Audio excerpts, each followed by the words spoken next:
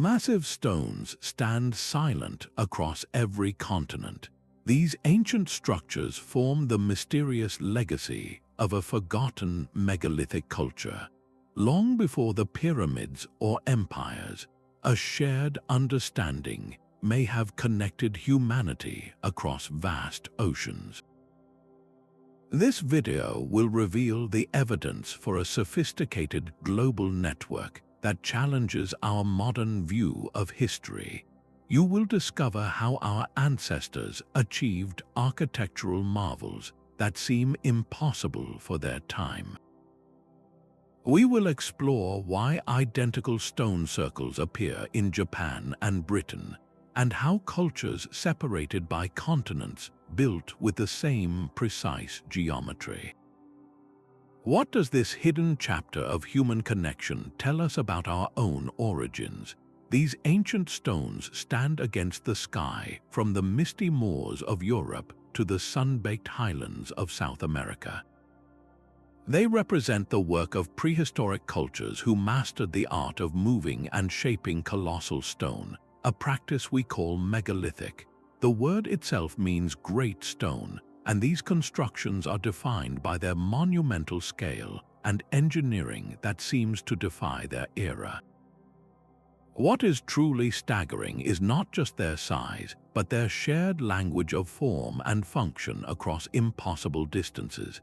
How could cultures who never met, according to conventional history, develop such strikingly similar architectural blueprints?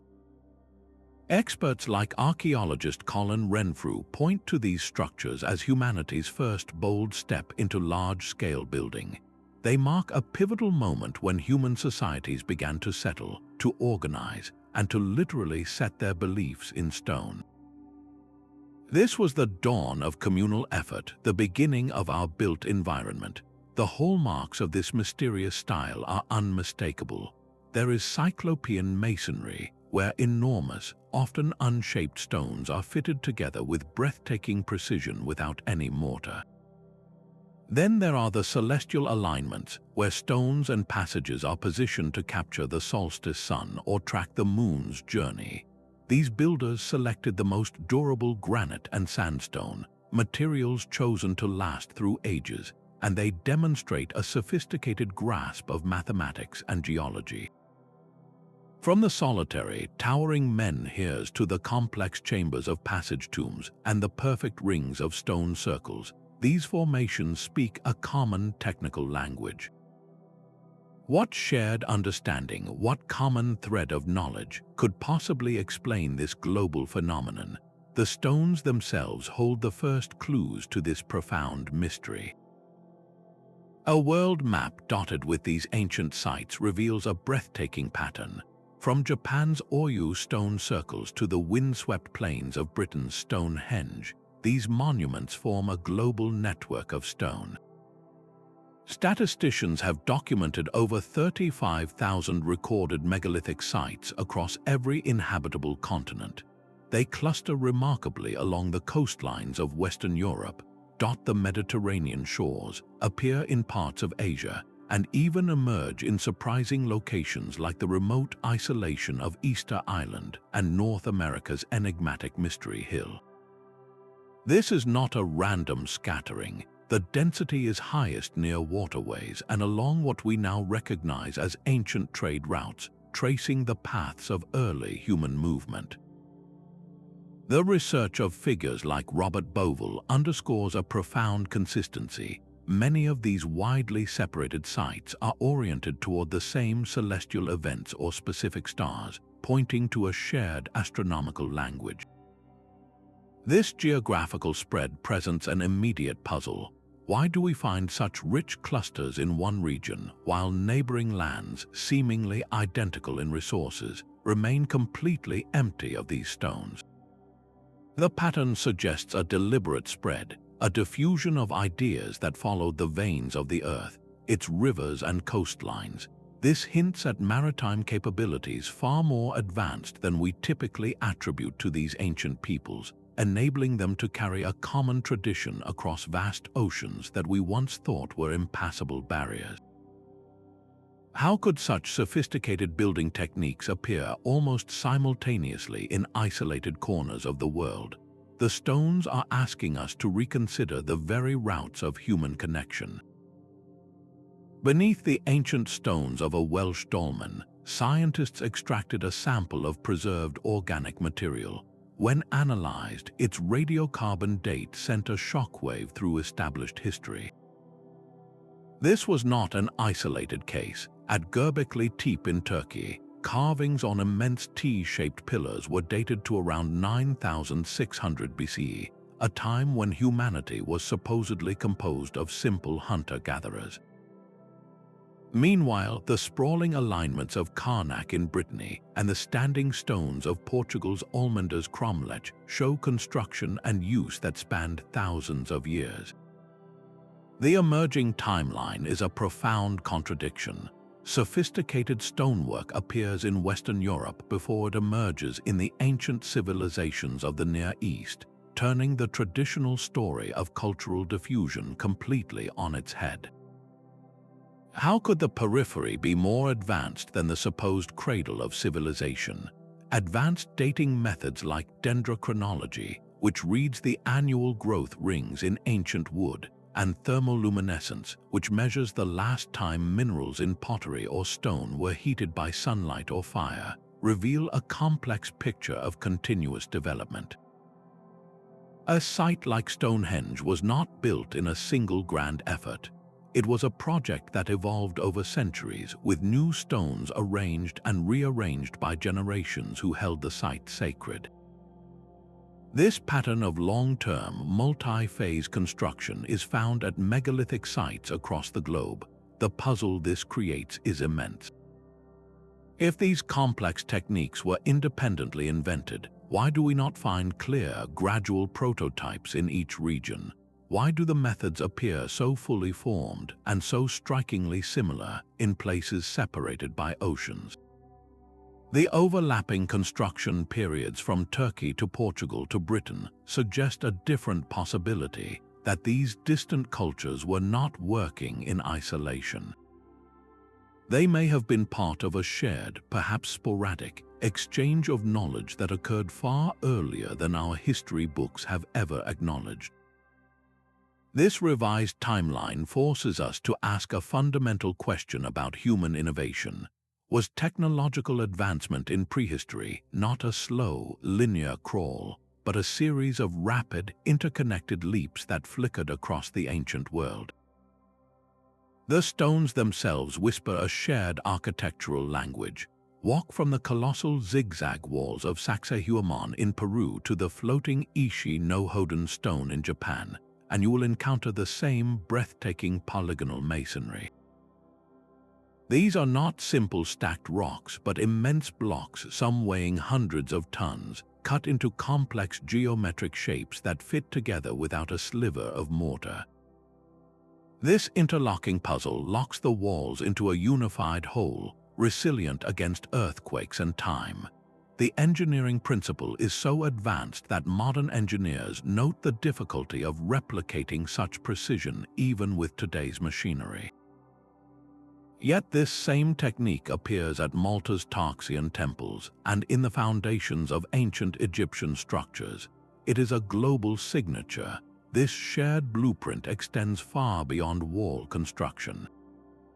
Look up inside a 5,000-year-old tomb in Ireland, and you see the corbelled roof where stones are layered inward until they meet at the peak. Then travel to a subterranean structure in Peru, and you find the exact same solution to creating a stable, enclosed space. Trilithon portals, the iconic two upright stones with one across the top, form the heart of Stonehenge in England, but nearly identical features appear in the ruins of Tiwanaku in Bolivia. Even the use of sound is replicated, with specific chambers at sites like Newgrange and the Hypogeum of Malta, designed to create unique acoustic effects, perhaps for ritual or oracular purposes.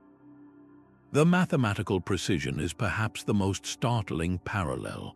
Architectural historian John Anthony West emphasized how these ancient builders consistently incorporated sophisticated mathematical concepts. The golden section, a ratio considered aesthetically perfect, and the principles of Pythagorean triangles are encoded in the layouts of monuments from the Giza Plateau to the stone circles of Europe. This is not guesswork, it is applied geometry. Furthermore, the very orientation of these structures speaks a common celestial tongue. Doorways, passages, and central chambers are repeatedly aligned to capture the first light of the solstice sun or to frame a significant star, whether the building stands on a Scottish island or a Mesoamerican plateau. When we consider how these feats were achieved, the parallels deepen. The same quarrying techniques, involving the strategic use of water and wooden wedges to split granite from bedrock, are suggested at sites in Egypt and Central America. Evidence for similar transportation methods, using log rollers and carved roadways, appears across continents.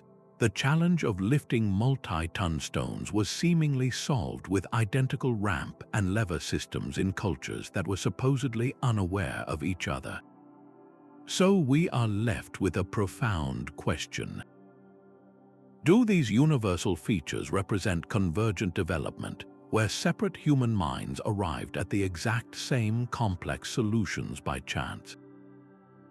Or does this intricate commonality point toward a shared, ancestral source of knowledge, a foundational understanding of stone, sky, and geometry that was carried to the farthest shores of the world?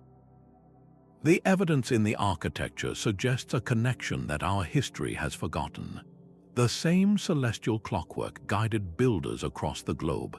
In the deep midwinter, as the sun reached its lowest point in the sky, a single event would trigger a chain of illumination. At Stonehenge, the dawn light would slip between the great sarsen stones. At that same moment, thousands of miles away, the rising sun would penetrate the dark heart of Newgrange's Passage tomb in Ireland, flooding its inner chamber with a golden beam. And in the Peruvian desert, the 13 towers of Chanquillo would precisely mark the sun's journey, functioning as a giant solar calendar. This was not a coincidence. It was a shared, obsessive focus on the rhythms of the cosmos. Researcher Gerald Hawkins, using early computer analysis, demonstrated that Stonehenge was not just aligned to the solstices, but contained multiple sightlines to track the complex movements of the sun and moon. This pattern repeats at sites we would never connect. The stone circle of Nabta Playa in the Egyptian desert, older than the pyramids, aligns with the stars of Orion's belt. On the other side of the world, the vast city of Teotihuacan in Mexico is laid out on an axis that mirrors the Pleiades star cluster. This universal interest in specific stars and seasonal events points to a deep, practical need. For agricultural societies, knowing precisely when to plant and when to harvest was a matter of survival. These stone calendars provided that critical information, transforming abstract astronomy into the foundation of community life. Yet the connections run even deeper than simple calendar keeping. The Pleiades cluster appears carved into megalithic art in the tombs of France and is central to the navigation myths of Polynesian voyagers. This suggests that the stars were not just timekeepers, they were woven into the very fabric of mythology and identity. So what does this tell us about the ancient mind? It reveals a worldview where humanity was intimately connected to the cosmos. The sky was not a distant void, but a living map, a divine clock, and a storybook written in light.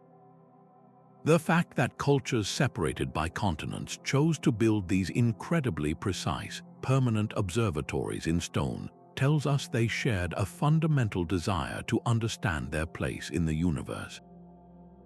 They looked up at the same stars and saw the same patterns, and they went to extraordinary lengths to anchor those celestial truths firmly to the earth beneath their feet. This common pursuit hints at a foundational layer of human thought, a universal language written not in words, but in the alignment of stone with the sun, the moon, and the stars. Moving a 50-ton block of stone across 150 miles of rugged terrain seems an impossible task for any ancient society. Yet the blue stones of Stonehenge were quarried from the Precession Hills in Wales and transported to Salisbury Plain, a journey that would challenge modern engineers even with our machinery. This was not an isolated feat. At Baalbek in Lebanon, the foundation stones known as the trilithon each weigh close to 800 tons, the largest carved blocks ever used in construction. On a remote Pacific island, the massive Moai statues of Easter Island were carved from volcanic rock and then moved miles across the island to their ceremonial platforms. The sheer scale of these operations forces us to reconsider the capabilities of prehistoric peoples. They possessed a profound understanding of material science, consistently selecting the hardest stones, granite, basalt, and quartzite, for their enduring permanence and perhaps for their resonant acoustic properties or deep cultural significance. These were not random choices, they were deliberate selections for a project meant to echo through millennia. How did they move such immense weights? Experimental archaeology provides some compelling clues. Teams have successfully moved replica stones using a combination of wooden sledges greased with animal fat, log rollers laid out in a continuous track, and ropes made from plant fibers. Many of the transport routes, from the Welsh hills to the English plains or across the Lebanese landscape, follow the natural pathways of rivers and coastlines, suggesting these ancient engineers cleverly used water transport to float their colossal cargoes on rafts. This hints at a sophisticated, almost invisible maritime infrastructure. The transportation of a single 800-ton block implies an immense, highly organized labor force, a society capable of feeding, housing, and directing hundreds of workers for a single, unified purpose. It speaks to a level of social cohesion and engineering knowledge that we rarely attribute to the Stone Age. The greatest mystery may not be the techniques themselves, but the motivation. What powerful, shared belief system could compel a culture to invest so much effort to move mountains literally one stone at a time? This logistical miracle points to a common, deeply held purpose that spanned the globe, a purpose written in the language of stone and earth. A spiral carved into a stone in the darkness of Newgrange is a mirror image of one found deep within Malta's hypogeum, and another etched high in the Andes at Chavin de Huanta. These are not random scribbles, they are part of a precise symbolic language that spanned the ancient world, a visual code repeated with startling consistency across continents. This artistic vocabulary includes concentric circles that ripple outward like water, sharp zigzag patterns that might depict lightning or the journey of the spirit, and elegant chevrons that march in rows. Serpentine forms coil across stones from Scotland to India, suggesting a shared reverence for this potent creature. The anthropologist Marija Gimbutas spent decades mapping this symbolic landscape, arguing that these recurring motifs were not mere decoration. They were a profound expression of a unified worldview, illustrating core beliefs about the cosmos, the cycle of creation, and the sacred forces of nature. This was a time when art was not separate from spirituality or science. It was the primary medium for encoding this deep understanding. The same symbolic animals appear again and again. The powerful bull, representing strength and fertility, is depicted in the art of Anatolia and the myths of the Mediterranean. Birds, perhaps as messengers between the earthly and celestial realms, are carved on megaliths in Brittany and appear in the mythology of the Americas. The serpent, a symbol of rebirth and hidden knowledge, slithers through the iconography of countless cultures. Even the simplest marks carry weight.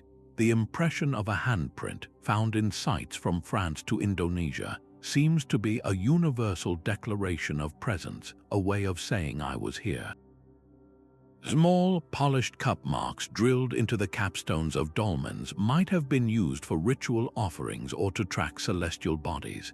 Complex labyrinth patterns, representing a spiritual journey or the twists of fate, appear in identical forms in India and Scandinavia. What does this intricate web of shared symbols truly mean? It points to a foundational layer of human thought that transcended geographical isolation. These parallels extend beyond art into the realm of ritual practice. The careful arrangement of individuals within collective tombs, often oriented toward the rising sun or a significant star, implies a shared belief in an afterlife journey. The distribution of specific artifact types, like certain polished stone axes or carved plaques, along ancient trade routes suggests these objects held a common ceremonial significance. The evidence carved into the stones themselves suggests that these distant megalithic cultures were not just trading goods, they were trading ideas. They shared a common symbolic tongue that spoke of the universe's mysteries, the power of nature, and the human soul's journey. This points to a forgotten chapter where a deeply interconnected spiritual and intellectual community flourished, leaving behind a silent, stone-bound testimony to a time when humanity may have been far more united in its vision of the world than we ever realized. The unmistakable sound of stone shaping stone echoes across millennia. It was not the chaotic noise of brute force, but the precise, rhythmic work of master artisans.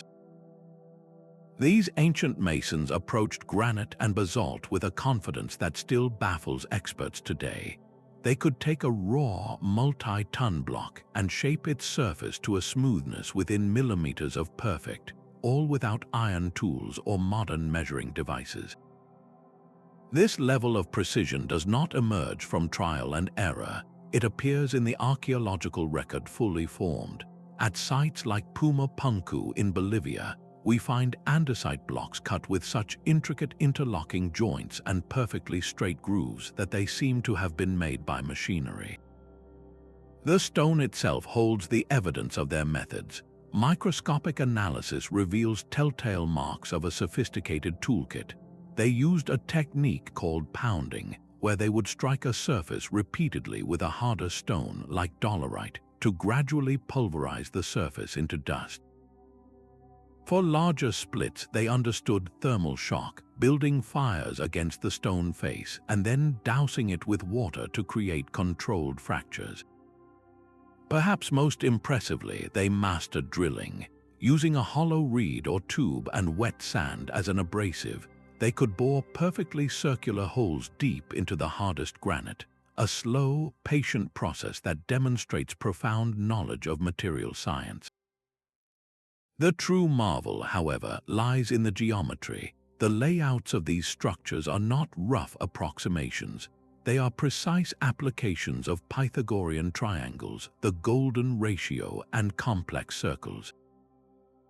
To achieve this, the builders needed more than just skill. They required a standardized system of knowledge, a form of ancient engineering school that could transmit these complex concepts across generations.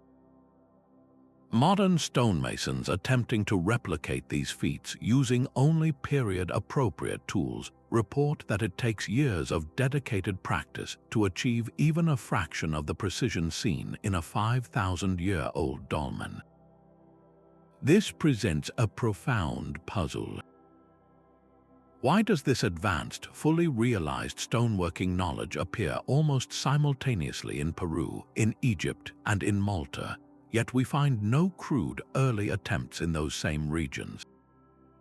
Where are the practice stones, the failed experiments, the gradual prototypes, the structures themselves standing defiantly through centuries of earthquakes and storms, are a testament to an engineering insight that seems out of place. It is as if this specific, highly advanced skill was gifted to these cultures, a singular technological leap that allowed them to literally set their world in stone, while other aspects of their daily life remained comparatively simple. What could explain such a sudden and widespread flowering of genius? These ancient observatories did more than just mark the seasons. They captured the slow, majestic wobble of the Earth itself. This phenomenon, known as precession, shifts our view of the stars over a cycle of nearly 26,000 years. It is an effect so gradual that its movement is barely perceptible over multiple human lifetimes. Yet the alignments at sites like Scotland's Callanish stones seem to account for it. The stones are positioned to track the moon's most extreme rising and setting points, events that only repeat every 18.6 years. To recognize and then encode this long cycle in stone required generations of dedicated, meticulous observation, a chain of knowledge passed down for centuries without the aid of writing. The same profound understanding is etched into the platform at Mexico's Monte Albon, where carvings precisely mark the sun's zenith passage, another event tied to this grand celestial clockwork. These were not simple calendars, they were multi-generational research projects.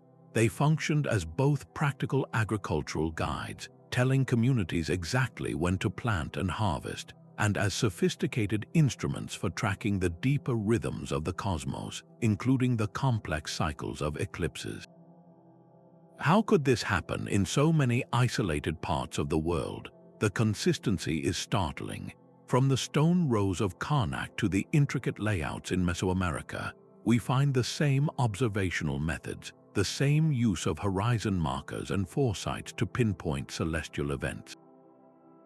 This points to either an astonishing case of convergent intellectual evolution, where separate human minds independently unraveled the same complex cosmic puzzles, or it suggests a shared, foundational knowledge that was carried across the globe.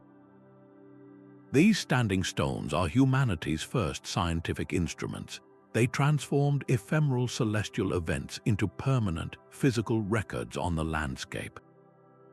They allowed a society to build a shared understanding of time that was far more stable and accurate than any oral tradition could ever be. The silent, enduring stones became a library of cosmic knowledge, a testament to the human drive to comprehend the universe. What does it say about our ancestors that their greatest monuments were not built to celebrate war or individual power, but to honor the intricate, beautiful mechanics of the sky? Deep within Malta's hypogeum, a whispered word does not simply fade away. It transforms, swelling into a resonant hum that seems to come from the stone itself. This is not a natural acoustic quirk. Modern audio analysis reveals that specific chambers in this underground complex are precisely shaped to amplify certain frequencies while creating baffling reverberation, effects that linger for an unusually long time. The same phenomenon occurs thousands of miles away, inside the stone passage of Newgrange in Ireland, where sound behaves in ways that defy the simple physics of a dark tunnel. Across the globe at Chavin de Huanta in Peru, researchers discovered that the complex network of stone ducts and galleries acts as a giant filtering system, carrying specific sounds from one chamber to another while blocking out all other noise. These are not isolated coincidences. They represent a third, sophisticated technological innovation, a forgotten science of acoustic engineering. Experiments with specialized audio equipment confirm what ancient visitors might have felt intuitively. At many of these sites, the strategic placement of stones and the careful geometry of chambers create distinct auditory phenomena. A person speaking in a normal voice at one particular spot might find their words amplified dramatically, while just a few steps away, their speech becomes muffled and unclear. Certain frequencies, perhaps those produced by deep chants or specific ritual instruments, resonate powerfully, vibrating through the stone floor and into the bodies of those present. Researcher Stephen Waller has proposed that these consistent reverberation patterns, these long, swirling echoes, could have been used intentionally to influence brainwave patterns, potentially aiding in shifting consciousness during important ceremonial practices. This shared architectural focus on sound points to a profound common purpose. Why would cultures separated by oceans and continents invest such effort in fine-tuning the acoustics of their most sacred structures? The answer likely lies in the central role these spaces played. In a world without writing, knowledge and tradition were carried on the human voice. A story told in a chamber that magnified its emotional weight, or a chant that seemed to be answered by the very earth, would have been an unforgettable, transformative experience. The stones were not silent monuments. They were living instruments designed to enhance communication with the unseen, to deepen communal rituals, and to create an atmosphere where the boundary between the earthly and the spiritual seemed to dissolve. This global attention to acoustics suggests that for these ancient builders, true architecture was not just a visual art. It was a complete sensory experience, designed to resonate not only in the ears but deep within the human spirit. What profound understanding of sound and its effect on the human mind did these cultures possess that we are only now beginning to measure with our machines? The flow of water was a sacred science to these ancient builders. Beneath the towering T-shaped pillars of Göbekli Tepe in Turkey, a network of perfectly carved channels lies hidden. These were not simple gutters. They were engineered to direct rainwater away from the ceremonial spaces with a precision that reveals a deep understanding of hydrology and geology. Water was not just managed, it was integrated into the very soul of the architecture, a feature repeated from the step wells of India to the high-altitude terraces of the Andes. At a place like Peru's Moray, vast circular terraces descend deep into the earth, creating distinct microclimates. The design is a masterpiece of hydraulic engineering, with internal drainage systems that prevented flooding while sustaining the experimental crops grown on each level. This was agriculture intertwined with architecture, a living laboratory made possible by controlling water. The placement of these monuments was often a careful negotiation between earth and sky and water. Structures were oriented toward springs, rivers, or the sea, not just for practical access but for symbolic resonance. Some researchers suggest that certain alignments were designed to capture the reflection of the solstice sun or the full moon on a still body of water, transforming a natural event into a dazzling spectacle of light. This dual purpose, the practical and the ceremonial, appears again and again. Water channels at sites like Tiwanaku in Bolivia or the Hypogeum in Malta seem to have been used for both drainage and ritual purification, a physical and spiritual cleansing. How did this sophisticated knowledge of hydraulics become a universal thread in the megalithic tradition? The consistency is remarkable. From one continent to another, we find the same principles of gravity-fed flow, the same use of graded slopes and reservoir construction. This points to a shared recognition of water as the source of life, a force that demanded respect and required mastery. The management of water was as essential to their community's survival as their alignment with the stars. It was the liquid counterpart to their stone calendars, another way of harmonizing human existence with the powerful, unseen rhythms of the natural world. From the hidden acoustics of ancient chambers, we move to a different kind of precision, one etched into the very ground beneath our feet. A surveyor standing at the center of a planned stone circle had no laser theodolite or GPS. Their tools were likely simple ropes, wooden stakes, and a profound, unshakable command of geometry. Yet the circles they left behind are not rough approximations. They are mathematically perfect forms, their circumferences holding a constant relationship to their diameters, a clear understanding of the principle we call pi. This was not guesswork, it was applied science on a monumental scale. the researcher Alexander Thom, after meticulously surveying hundreds of British sites, identified a recurring unit of measure he named the megalithic yard.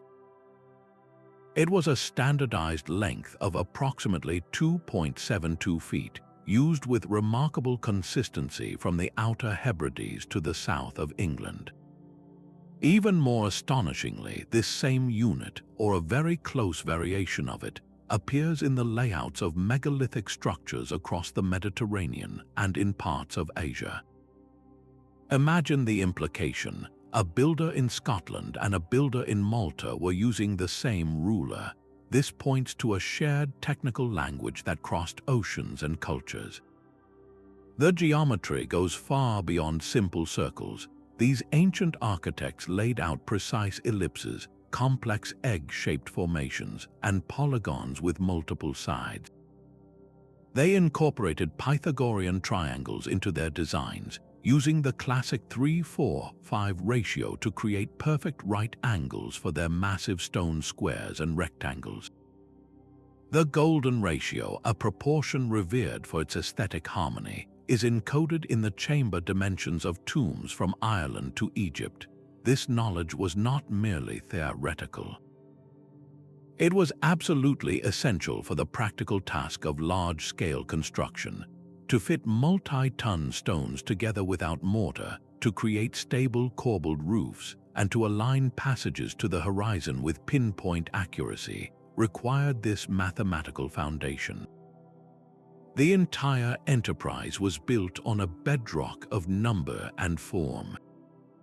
How could such a standardized system of measurement and design remain consistent across centuries and continents?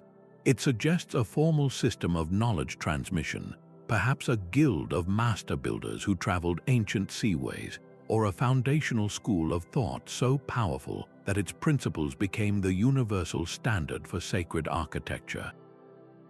These precise geometrical relationships often served a dual purpose. A circle might define the sacred space, but its diameter and the spacing of its stones could also encode astronomical information, like the number of days in a lunar cycle or the amplitude of the sun's seasonal movement. The geometry was both practical blueprint and cosmic metaphor, a way of uniting the earthly and the celestial in a single, enduring statement of stone. What does this tell us about the minds behind these monuments? They saw a universe governed by mathematical order, and they reflected that perfect order in everything they built. The silent stones lining the coasts were not in points, but markers along a vibrant, watery highway. This global distribution of megalithic sites, clustered so densely along shorelines from Europe to the Pacific, points to a forgotten age of maritime exploration. These ancient cultures were not isolated villagers, but master navigators who understood the sea's rhythms. The evidence for their sophisticated vessels is etched in stone itself. Carvings on tombs in Brittany and standing stones in Portugal depict boats with high prows and sturdy hulls, designs clearly built for the open ocean, not just calm inland waters.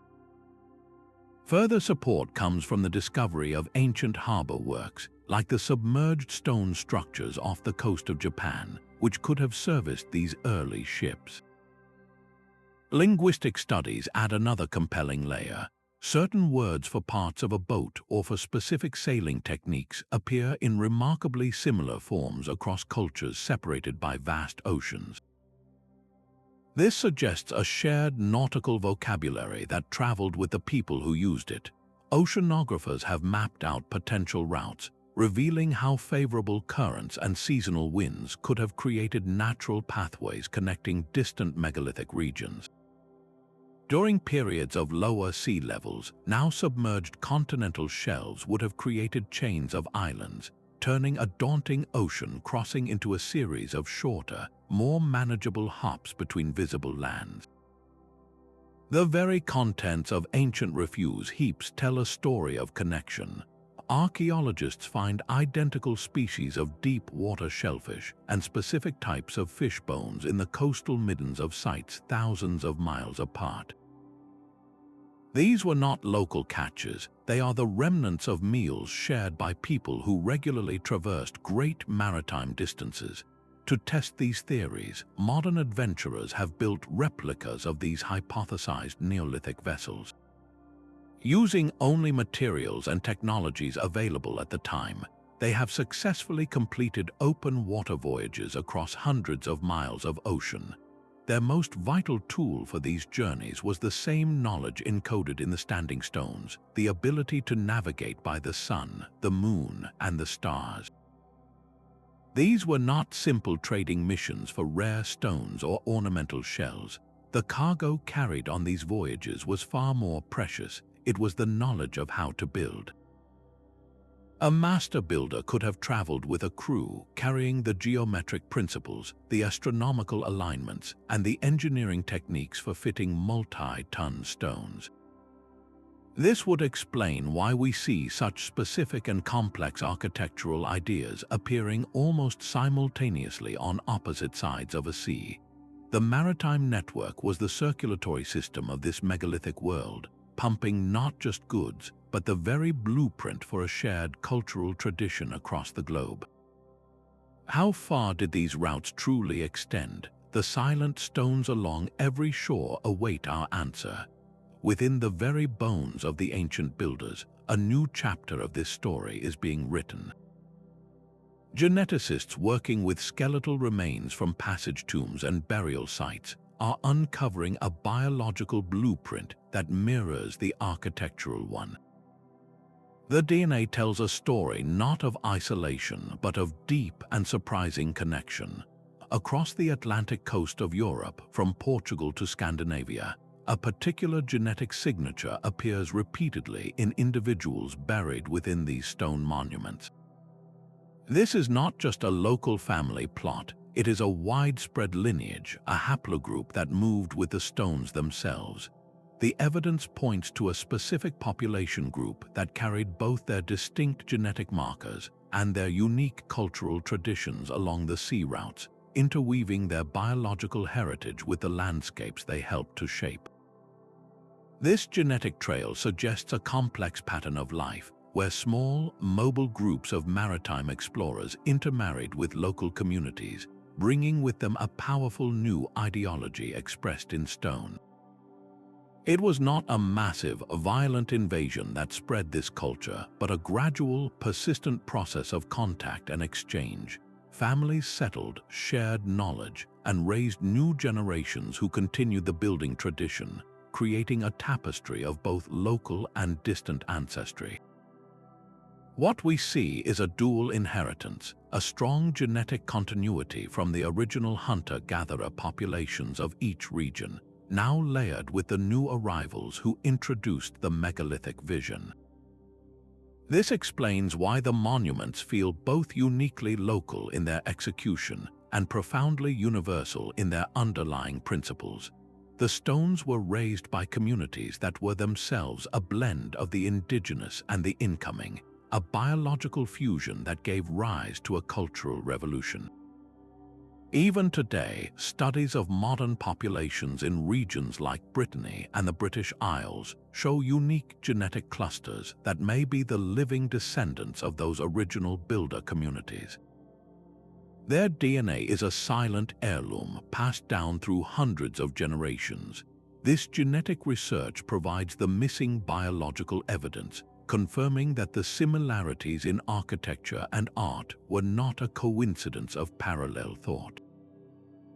They were the product of real people related by blood and marriage, who traversed coastlines and crossed seas, carrying a shared idea that would unite continents in a silent, stony testament to their journey. What does this mean for our understanding of these ancient people? It reveals that the megalithic world was not an abstract cultural sphere, but a living network of families, connected by both the stones they raised and the blood that flowed through their veins. Even the names on our maps whisper of a forgotten stoneworking past. When linguists analyze the oldest words for stone and construction, they uncover a startling pattern.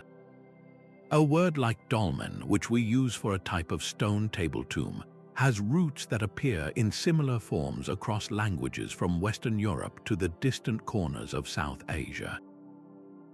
These are not coincidences, they are linguistic fossils. The study of ancient place names, particularly those tied to water and prominent landscape features, reveals recurring sounds and syllables in regions dense with megalithic sites. These hydronyms and toponyms might preserve the actual terminology used by the builders themselves, a specialized vocabulary for their craft that became permanently stamped onto the land. Comparative linguistics digs even deeper, identifying potential cognates, words in different languages that share a common ancestral origin. We find similar-sounding words for specific architectural features, like capstones or corbelled roofs, in language families that have been separated for millennia. The same pattern emerges for fundamental astronomical concepts, words for the solstice or for specific stars, and for terms describing ritual practices. The distribution of these specific phonemes, these distinct units of sound, sometimes creates a map that eerily overlaps with the geographical spread of the megalithic tradition. It is as if the language itself was a cultural relic, carried along the same routes as the knowledge of how to build. Indigenous oral traditions in these regions add a profound layer to this linguistic puzzle.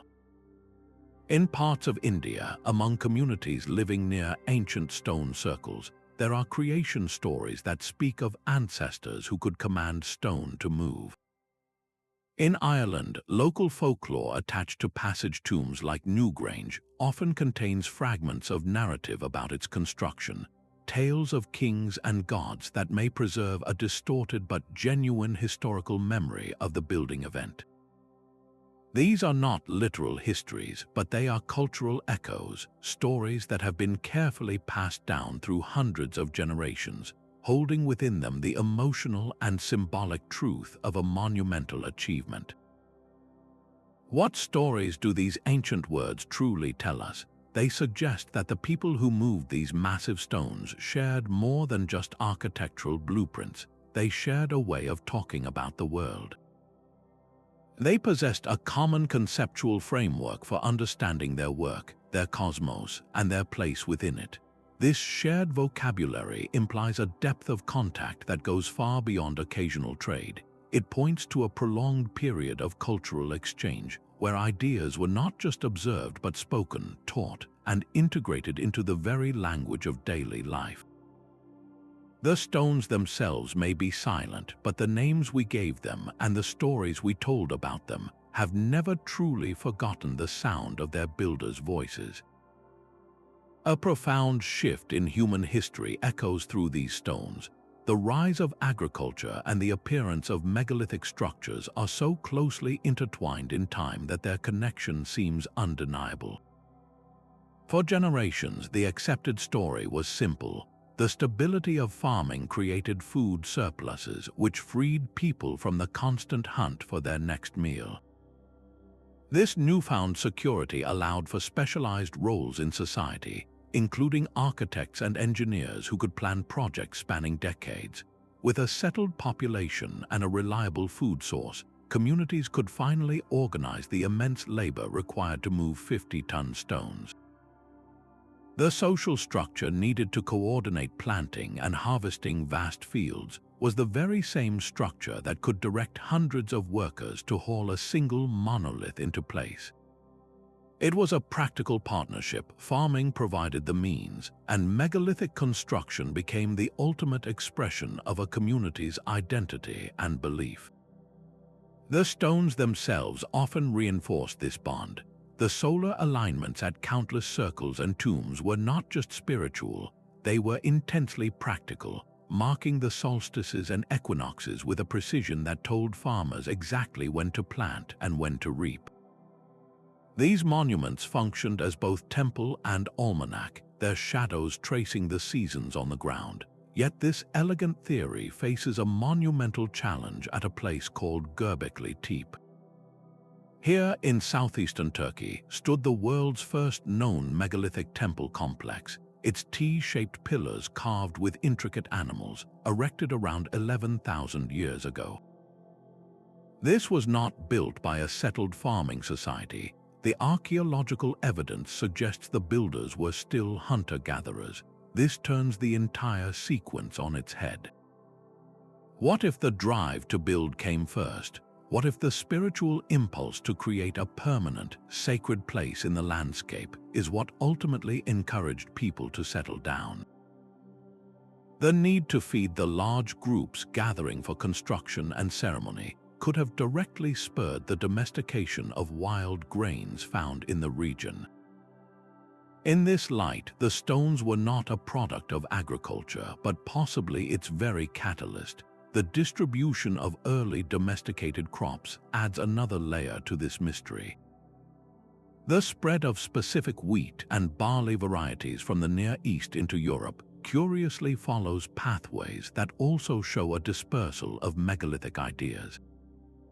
This suggests that the knowledge of farming and the knowledge of building with great stones may have traveled together, carried by the same migrating communities, or exchanged along the same networks of contact. It was a package deal of a new way of life. The organizational genius required for both endeavors is strikingly similar. Managing the seasonal labor for planting, tending, and harvesting a communal crop requires the same skills as orchestrating the quarrying, transport, and erection of a stone circle. Both are exercises in long-term planning, collective effort, and deferred reward. They represent a fundamental shift in the human psyche, a move from immediate survival to investing in a future that the builders themselves might not live to see. So we are left with a chicken and egg puzzle of profound proportions. Did the stability of farming give birth to monumental architecture, or did the human desire to build something eternal, to reach for the stars with stone, actually force us to invent the agricultural society that would define the next 10,000 years? The stones do not give a simple answer, but they stand as a permanent question mark at the very foundation of our civilized world. The world these builders inhabited was dramatically different from our own. As the last ice age retreated, the climate swung between extremes, from the sharp cold of the younger Dryas into the warmer, more stable embrace of the Holocene. This was the stage upon which the megalithic era unfolded. Scientists reconstruct this ancient environment by reading the planet's own archives, the tiny air bubbles trapped in deep ice cores from Greenland, the layered sediments at the bottom of ancient lakes, and the annual growth rings preserved in fossilized wood. These natural records reveal a planet in flux, with sea levels rising hundreds of feet as continental glaciers melted, dramatically reshaping the world's coastlines. It is along these very shores, now often submerged, that we may have lost the earliest evidence of maritime exploration and settlement. The most intense periods of megalithic construction did not occur randomly. They often coincide with windows of remarkable climate stability. Regions like the Atlantic coast of Europe enjoyed centuries of reliable rainfall and mild temperatures, creating ideal conditions for agriculture and supporting a boom in population. A larger, more secure society could then contemplate projects that spanned generations. We see this pattern clearly in places like the Boyne Valley in Ireland, where the great passage tombs of Newgrange and Noath were built during a sustained period of climatic favor. Conversely, during times of drought or sudden cooling, we find evidence of sites being abandoned, as if the people's energy was redirected from monumental building to sheer survival. This correlation suggests that the stones were a luxury of stability, an investment made when the earth was generous. Yet the relationship between climate and construction may be even more profound. In a world of rising waters and shifting weather patterns, creating a permanent, immovable marker on the landscape could have been an act of defiance. It was a way for a community to declare, "We are here, and we will remain, even as the world changes around us." The solar alignments built into these monuments provided a fixed point in a changing universe, a predictable celestial order to counter the unpredictability of the environment. So we must ask, did a stable climate simply provide the means for these projects? Or did the very instability of the ancient world provide the motivation, a deep human need to anchor a community's identity to something eternal and unchanging? The stones stand as a testament to a dialogue between humanity and a dynamic planet, a conversation written in granite and aligned with the stars. The stones themselves were never meant to be empty. At the precise moment of the winter solstice, a community would gather in the hushed darkness of a passage tomb. As the first ray of sunlight pierced the long entrance and illuminated the inner chamber, the space would erupt with sound. The resonant acoustics designed into the very stone would amplify chants and drums, creating a visceral, overwhelming experience of light and vibration. This was not merely architecture, it was a carefully engineered portal for transformation.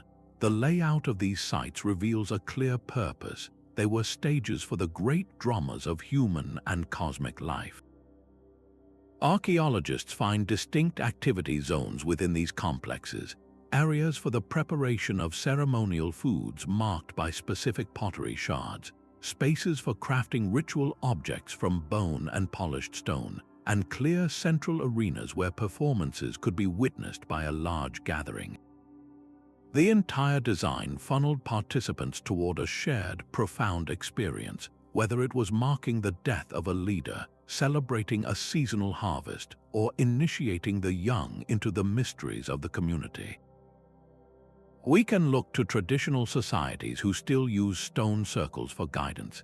In some cultures, such structures serve as places for storytelling, for legal proceedings, and for rituals that connect the living with the memory of their ancestors. These ethnographic parallels suggest the megalithic sites were the heart of community life, where social bonds were strengthened and a shared identity was forged under the open sky. The evidence of modifications over centuries is particularly telling. A stone might be moved slightly to refine a solar alignment, or a new chamber added to accommodate a growing population. Yet the core principles, the sacred geometry and the celestial orientations, remained unchanged for thousands of years. This indicates a living tradition, one that adapted to changing times while holding fast to a foundational spiritual vision. So what unified purpose could possibly compel such sustained, monumental effort across continents? It seems these spaces were created to answer a deep, universal human need, to find meaning in the cycles of life and death, to feel connected to the cosmos, and to create a permanent anchor for community memory in a changing world. The immense labor was an investment in eternity, a way to build a doorway between the earthly and the eternal that would stand long after the builders themselves were gone. The sheer scale of a single megalithic project reveals a society of astonishing coordination. To move an 800-ton stone, you need more than just strong ropes and log rollers. You need a social engine capable of organizing hundreds of people for a single, unified purpose. This was not the work of a simple tribal village. It required a complex social body with specialized roles, a society that could plan not just for a season, but for generations. We see the emergence of master architects who understood celestial mechanics and complex geometry, quarry specialists who knew how to read the grain of the granite, and ritual leaders who oversaw the sacred ceremonies that sanctified the work. This level of organization implies a society with a food surplus, one that could feed and support these non-food producing specialists while they dedicated their lives to a single, monumental goal. The planning itself was an act of faith, a belief that the community that began the work would be sustained long enough to see it through, even if the original architects never lived to witness the final stone set in place. Yet for all this sophistication, the burial sites from these cultures tell a surprising story. Unlike the later pyramids of Egypt, filled with treasures for a single divine ruler, megalithic tombs were often collective. They were resting places for many individuals with grave goods that show little dramatic difference in wealth or status. This suggests a society that valued communal effort over individual glorification, where the greatest achievement was a project that belonged to everyone. How did they maintain this cultural continuity across centuries? The knowledge of how to build, the precise measurements and astronomical alignments, had to be transmitted with flawless accuracy from one generation to the next. This points to formal systems of learning, perhaps apprenticeships or oral traditions so powerful that the core principles remained unchanged from Portugal to Persia. The most compelling mystery is how this shared technical language was maintained across such vast distances without any evidence of a central controlling empire or a coercive state. There are no ancient records of megalithic armies or conquering kings. Instead, the consistency in design suggests a different kind of power, the power of a shared idea. It was a cultural phenomenon, a spiritual and technological vision so compelling that communities separated by seas and mountains voluntarily adopted its principles and invested their collective lives in its expression. What kind of social agreement, what profound common belief, could inspire such voluntary, coordinated labor on a global scale? The stones stand as a testament to a forgotten model of human society, one built not on command and control, but on shared purpose and a common vision of humanity's place in the cosmos. The pyramids of Giza and the ziggurats of Mesopotamia did not emerge from a vacuum. They stand upon a foundation of knowledge laid thousands of years earlier by the forgotten megalithic culture. While these later Bronze Age civilizations are celebrated for their grandeur, a closer look reveals a deep and often unacknowledged continuity. The same obsession with celestial alignment that guided the builders of Stonehenge is perfectly mirrored in the shafts of the Great Pyramid, designed to frame specific stars. The Cyclopean masonry at Sacsayhuaman in Peru, where stones fit with impossible precision, finds its echo in the foundational blocks of Egyptian temples.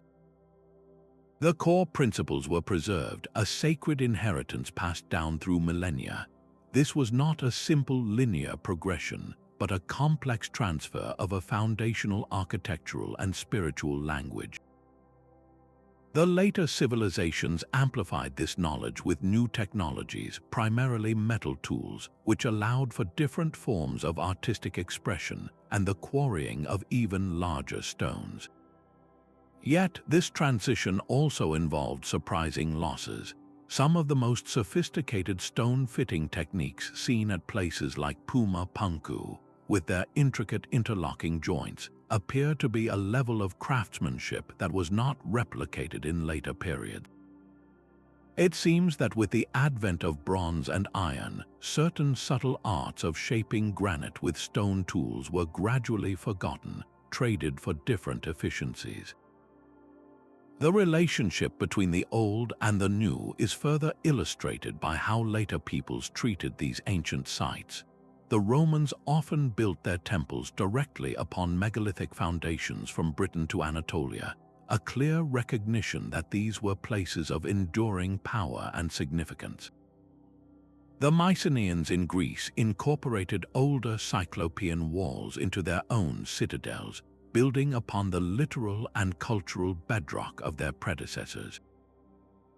This suggests that even as social models evolved, the memory of the original builder's purpose was never entirely lost. The organizational scale of these earlier projects remains one of their most baffling features.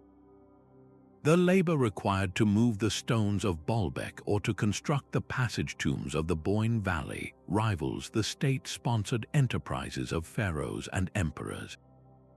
This forces us to reconsider what a pre-state society was capable of achieving without a centralized, coercive authority.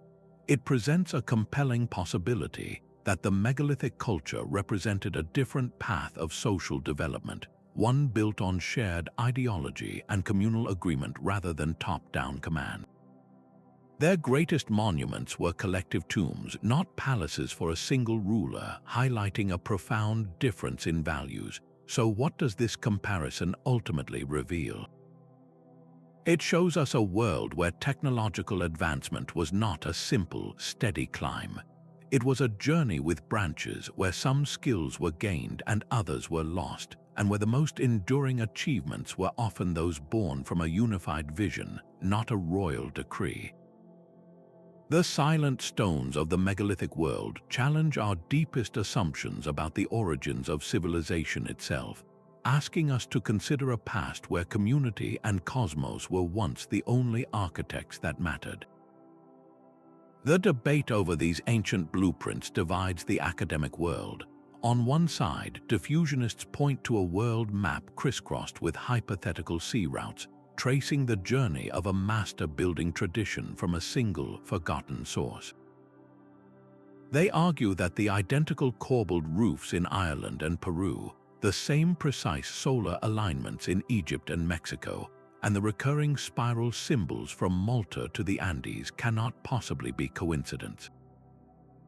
Such intricate similarities, they insist, are the unmistakable fingerprints of contact, the result of knowledge carried by intrepid mariners across ancient oceans. This theory paints a picture of a connected prehistoric world where ideas flowed as freely as the ocean currents. On the other side stand the proponents of independent invention. They see a different map, one where each culture is an isolated island of innovation. They contend that humanity, faced with universal challenges like tracking seasons or honoring the sacred, will naturally arrive at similar solutions. The need to build a stable roof with large stones will almost inevitably lead to the corbelled technique. The fundamental human desire to understand the sun's cycle will logically result in structures that capture its solstice light.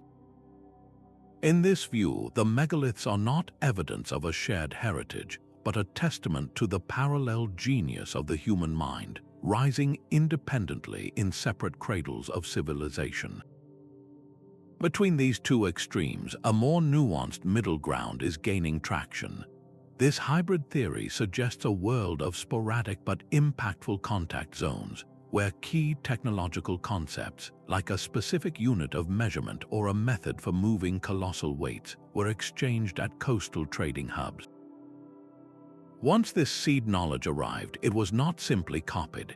It was passionately adopted and brilliantly adapted by local cultures, who then infused it with their own unique artistic styles, spiritual beliefs, and environmental needs. This would explain why the underlying engineering principles are so consistent, while the surface art and specific rituals associated with each site are profoundly local. The most recent evidence makes the picture even more complex. Genetics reveals the movement of people, linguistics hints at shared ancient words for stonework, and archaeology uncovers trade goods that traveled vast distances. This data refuses to fit neatly into either a simple diffusionist or isolationist model. Instead, it suggests a rhythmic pulse of human history, long periods of local development punctuated by bursts of long-distance connection that reignited and transformed cultural traditions. So how do we truly know if an idea was borrowed or born locally? The answer may lie in the specific combination of traits. If two sites share a simple, functional feature like a post hole, it could easily be independent. But if they share a complex, non-functional package, a specific geometric layout, a unique astronomical alignment, and a distinct artistic symbol, the case for a shared origin grows immensely stronger. The silent stones do not yield their secrets easily, and the truth of our connected past likely lies not in one grand theory, but in the intricate, beautiful tapestry woven from both shared journeys and solitary genius. A layer of volcanic ash discovered deep within an ice core from Greenland tells a silent, catastrophic story. This ash, chemically traced to a massive eruption in Iceland around the time many northern megalithic sites were thriving, represents just one of the environmental upheavals that reshaped the ancient world. Geological records from lakebed sediments and ocean floors reveal a pattern of violent climate oscillations, periods of abrupt cooling followed by intense drought that would have tested the resilience of even the most organized societies. For communities whose entire calendar and livelihood were tied to the predictable rhythms of the sun and seasons, a sudden, multi-year failure of the rains would have been more than a hardship. It would have been an existential crisis. We find evidence of this in the archaeological layers themselves, where a rich, continuous record of occupation at a site suddenly gives way to sterile soil, a clear signal of abandonment. At some locations, excavators have uncovered tools and pottery left exactly where they were last used, as if the inhabitants left in a great hurry, never to return. This suggests a departure under duress, a community forced to flee rising floodwaters, encroaching famine, or the lingering effects of a volcanic winter that blotted out the sun. The very cultural networks that once united continents through shared knowledge would have been the first casualty of such chaos. Maritime routes, dependent on stable weather and friendly coastal communities, would have become perilous or impassable. The regular gatherings for solstice ceremonies at great stone circles, which reinforced social bonds and transmitted knowledge, would have become impossible. Isolated by environmental catastrophe, each region was left to fend for itself, and the shared megalithic tradition began to fragment and evolve in isolation. This profound disruption echoes in the oral histories of peoples around the world. Cultures separated by vast oceans share strikingly similar stories of a great flood that covered the land, or a time when the sky grew dark and fire fell from the heavens. While not literal histories, these powerful narratives likely preserve a deep cultural memory of a world undone, a time when the foundations of life itself were shaken. The megalithic vision, a grand project of uniting humanity under a common understanding of the cosmos, may not have simply faded away. It was likely fractured by the very planet it sought to understand, its global network severed by forces beyond any builder's control, leaving behind the silent, solitary stones we puzzle over today. A lone figure sketches by lantern light, carefully tracing the shadows cast by a stone circle under a full moon. This was the dawn of megalithic research, led by dedicated antiquarians who painstakingly mapped and recorded these monuments long before modern science could offer its tools. Their work, though sometimes colored by speculative theories, preserved the first crucial records of sites that would later be lost to time or development. The transition from this romantic, observational phase to rigorous scientific archaeology marked a profound shift in our understanding. The simple trowel and brush of the early excavator were joined by an entire arsenal of new technologies. Ground-penetrating radar now sends pulses deep into the earth, revealing the ghostly outlines of post holes and buried pits without ever breaking the soil. High above, satellites and drones equipped with advanced sensors scan vast landscapes, identifying subtle variations in vegetation and soil moisture that betray the presence of ancient structures hidden from the naked eye. This non-invasive approach has been revolutionary, allowing us to see these sites not as isolated monuments, but as parts of complex ceremonial landscapes connected by processional avenues and symbolic earthworks. The dating of these sites has also been transformed. Beyond radiocarbon dating, researchers now use techniques like optically stimulated luminescence to determine the last time a buried stone was exposed to sunlight, providing a timeline for its placement. Material analysis has become equally sophisticated. Through isotopic analysis, scientists can take a tiny sliver of pottery or a fragment of human bone and read its chemical signature, tracing the lifetime journeys of an individual or the trade routes of a specific artifact. This tells us not just when people lived, but where they traveled and what they ate, painting a vivid picture of their daily lives.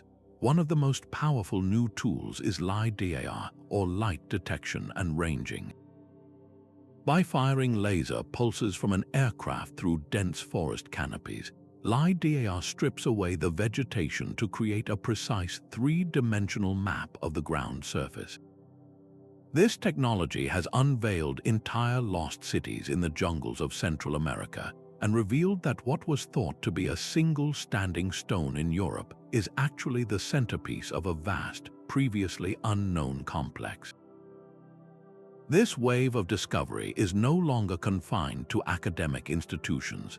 Citizen science projects and community archaeology initiatives have opened the door for public participation.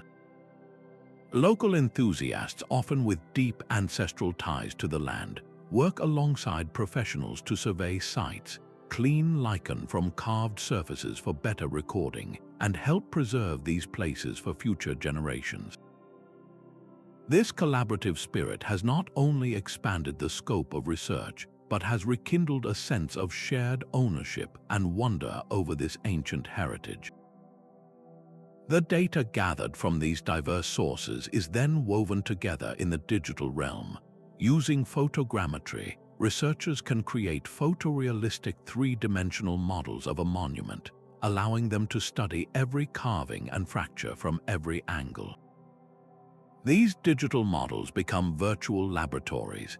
Engineers can run stress tests on virtual stones to understand their stability, while astronomers can simulate the sky from thousands of years ago to verify a proposed alignment with pinpoint accuracy. We can now digitally reconstruct a site, rebuilding collapsed walls and restoring eroded earthworks to visualize the structure in its original, awe-inspiring form. Each technological leap peels back another layer of time, challenging our previous assumptions and forcing us to reconsider the capabilities of these cultures. A site once thought to be a simple burial mound may be shown through magnetic survey to be surrounded by a complex of wooden structures and ritual spaces, suggesting a much more elaborate social and spiritual purpose. The story of the megaliths is being rewritten in real time, not with ink but with laser light and data streams. As we stand at this frontier of discovery, one can only wonder what future tools will reveal.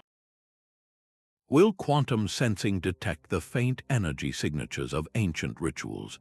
Could advanced artificial intelligence one day decipher the symbolic language carved into these stones? The methods continue to evolve, promising that the greatest revelations about this forgotten global culture may still lie ahead, waiting silently beneath the earth for their moment to be found. These ancient stones face a silent crisis, weathering away under pressures their builders never could have foreseen. The very act of looking for answers can sometimes put the answers themselves at risk.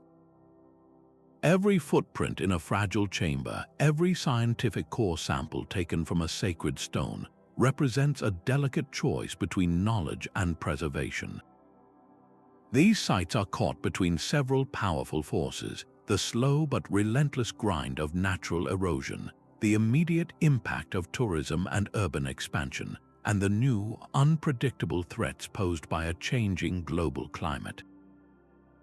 More frequent and intense weather events now batter coastlines where ancient stone circles have stood for millennia, while shifting rainfall patterns and rising groundwater levels threaten to undermine the very foundations of subterranean temples.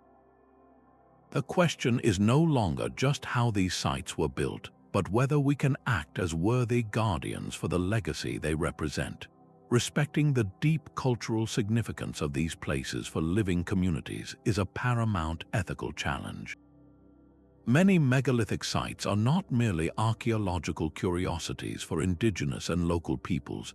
They are active parts of their spiritual identity and living heritage. The history of archaeology itself is shadowed by a colonial past, where ancient remains were often removed from their lands and their cultural context by outside explorers, severing a vital connection for descendant communities.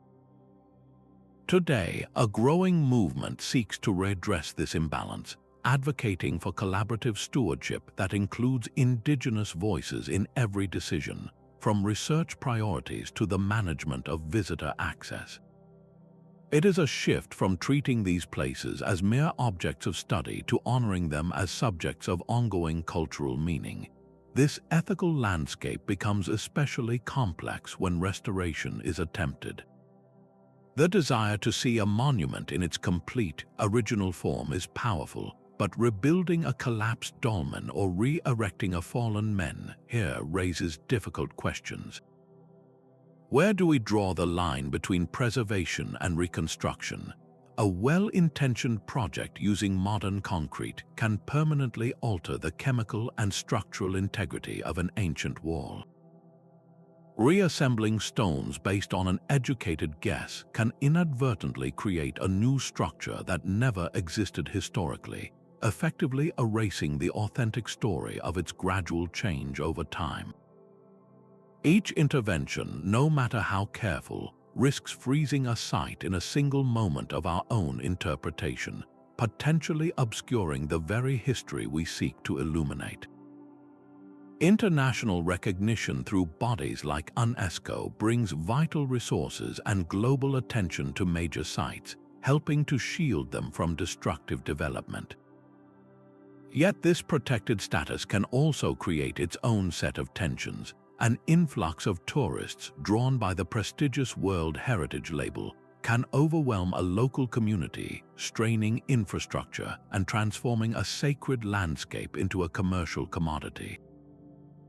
The economic benefits do not always reach those who live closest to the stones, and the regulations designed to protect the site can sometimes feel imposed from a distant authority, ignoring traditional land use and local knowledge. The challenge is to foster a form of protection that empowers local guardianship rather than undermining it. A promising path forward is emerging through digital technology. Three-dimensional laser scanning creates a perfect, millimeter-accurate digital twin of a monument, a permanent record that survives even if the physical stone should crumble. High-resolution photogrammetry allows researchers to study intricate carvings from the other side of the world, minimizing physical handling. Virtual reality reconstructions can offer immersive educational experiences, allowing students and the public to walk through a digitally recreated site without contributing to its physical wear and tear. These tools do not replace the need for physical conservation, but they provide a powerful way to democratize access and create an indelible archive for future generations.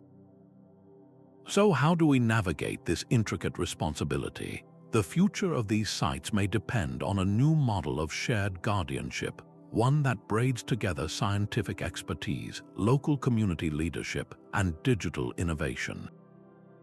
It requires listening as much as excavating, understanding that some knowledge is meant to be felt and respected, not always extracted and analyzed. Our greatest challenge is not just to unlock the secrets of the megalithic world, but to ensure that its silent, stony voice continues to speak for centuries to come. This leads us to wonder, what final truths do these ancient builders have to share with us about our own place in the long story of humanity? The scattered stones now form a coherent pattern, a global tapestry woven from forgotten connections. Our entire understanding of human prehistory demands a fundamental rewrite, one that acknowledges these sophisticated intercontinental links flourishing long before the rise of classical civilizations. The cumulative weight of genetic, archaeological, and architectural evidence presents a clear challenge to conventional models of cultural evolution that depict humanity's journey as a slow, linear crawl from simplicity to complexity. These monuments stand as a testament to a different reality, a past punctuated by brilliant, interconnected leaps of innovation. This revised timeline directly confronts outdated assumptions that positioned certain regions as the sole wellsprings of civilization. It was not a story of a single enlightened culture diffusing knowledge outward to a waiting world. Instead, the megalithic phenomenon reveals a vibrant tapestry of parallel genius, where diverse societies from the coast of Portugal to the highlands of Peru independently grasped the same profound principles of astronomy, engineering, and sacred geometry, then expressed them in uniquely local forms. This was a global conversation, not a monologue. The shared language of stone and sky suggests that our ancestors were capable of far more complex communication and travel than we have credited them with, hinting at a maritime network that connected continents in a web of shared ideas. Recognizing these achievements does more than correct a historical record. It honors the legacy of countless cultures whose ingenuity has been systematically underestimated or entirely overlooked by narratives that favored later, written histories. Their silent, enduring work invites us to look at every unexplained ancient mystery with fresh eyes. What other chapters of our deep past, from the origins of agriculture to the first domestication of animals, might reveal similar patterns of early global connection once we learn to read the subtle signs they left behind? As our journey across continents and millennia draws to a close, the scattered pieces of this ancient puzzle lock into a compelling picture. The evidence carved into stone, written in starlight, and echoed in shared symbols points to a remarkable era of human history. This was a time when diverse cultures, separated by vast oceans, appear to have participated in a common understanding of architecture, astronomy, and the sacred. The forgotten builders of this lost world left behind a legacy that fundamentally challenges our modern assumptions about prehistoric isolation and technological progress. Their collective achievements stand as a powerful reminder that the human drive to create meaning, to reach for the cosmos, and to build monuments that defy time itself has roots that run deep in our shared past. These silent stones are more than just relics, they are an invitation. They ask us to keep questioning the established narratives, to continue exploring the hidden connections, and to forever reimagine the grand story of human civilization. What other chapters of our history remain hidden, waiting for us to look with new eyes? We would love to hear your thoughts on these fascinating connections in the comments below. If you enjoyed this exploration into one of history's greatest enigmas, please subscribe for more journeys to the edges of our understanding. The stones have stood in patient silence for thousands of years, and they still have stories to tell if only we learn how to listen.